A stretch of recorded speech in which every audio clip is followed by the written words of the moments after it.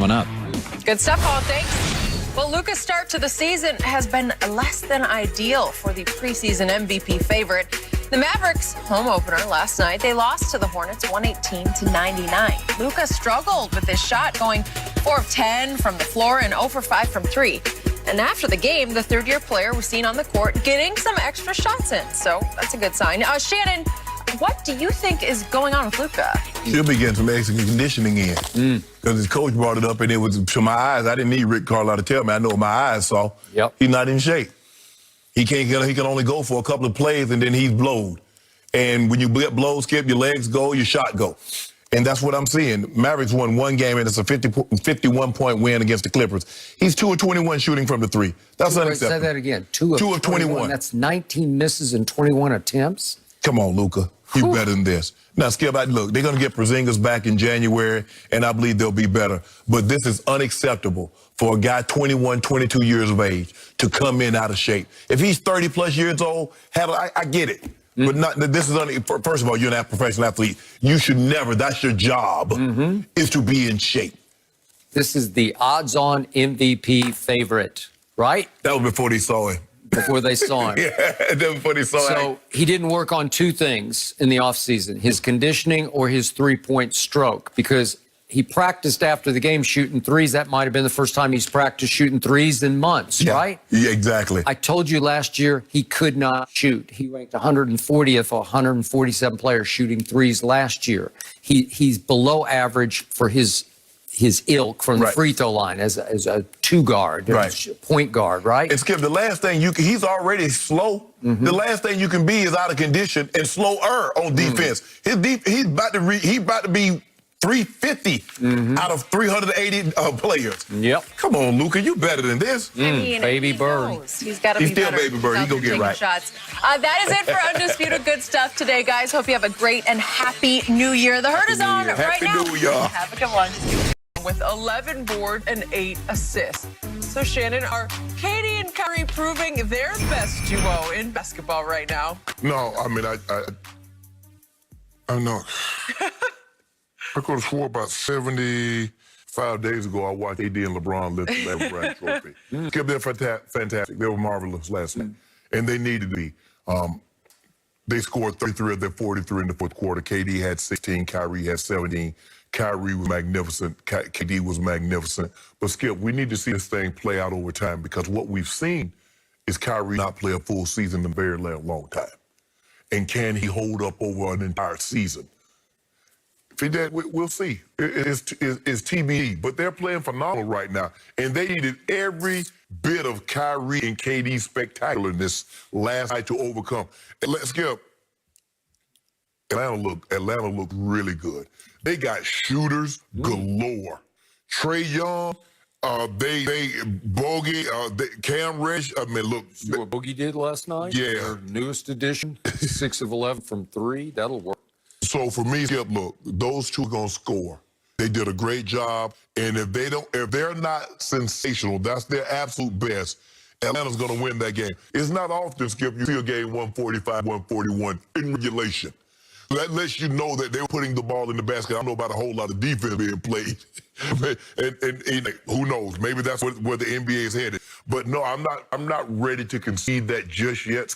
I need to see more. I need to see it over an entire season. Can Kyrie stay healthy? Because we have yet to see him stay healthy for an entire season in a very long time. Let me check my watch.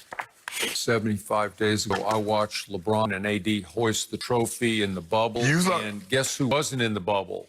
There's no KD and no Kyrie. That's our fault. Yeah, they thought they were ready to come back, but at the last second, they all said, nah, we'll just take off. We'll be ready when the next season. We're going to leave a little tease. We're going to tease y'all, let y'all see what's going to happen. Shannon Sharp, this is happening. These guys are going to be better than your guys. And I'll give you that they got to show they can sustain their health. I'm not saying that they can't be. I'm just saying not right now. And we see it. I mean, all you saw in the trailer. You really believe the movie's going to be that good? The movie has started. We've seen the first 15 minutes, and it looks like it's going to win the Academy Award. It's Cleopatra. It's 5 hours. You know about that? It's just 10 minutes or 5-hour movie. No, there's no Cleopatra here. Nobody's going to die in this one. I'm just saying, y'all somebody that lived in a movie. Yeah, okay. The fourth quarter last night was something to be. It was. Because Kyrie Irving was off. He had missed his first 7 threes. And it looked like they had a little back and forth over near the bench at one point during a timeout in which Kevin basically told him to snap out of it. I don't know if we have that. We might. I think we're looking for it, but I'm not sure we have it. I saw it on one of the highlights. Here we go. There's a timeout, and Kyrie walks over, and Kevin is, I don't know exactly what's going on, but he's saying snap out of it, I believe, because Kyrie was not himself at that point.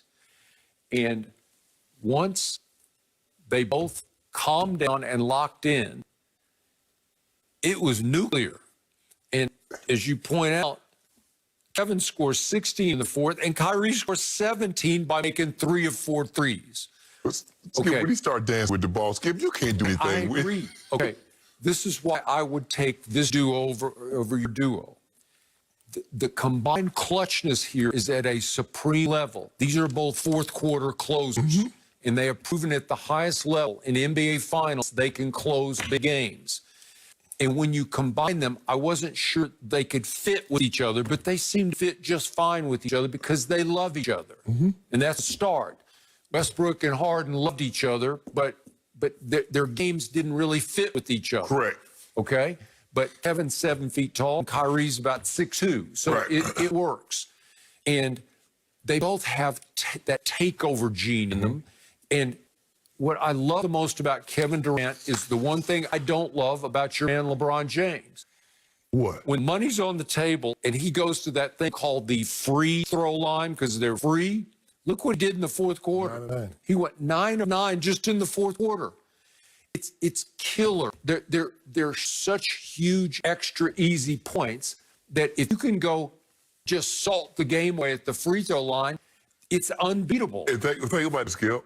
What's so amazing about that? Those were the only free throws he shot. He didn't shoot any free throws until the fourth quarter. But both of them finally said, okay, that's enough. And Atlanta is legit, man. Yeah. They're going to be they're going to be a problem, Skip. They're just a problem. I don't know if I want to call them a contender yet, but they're going to be a problem for everybody they play. Yep.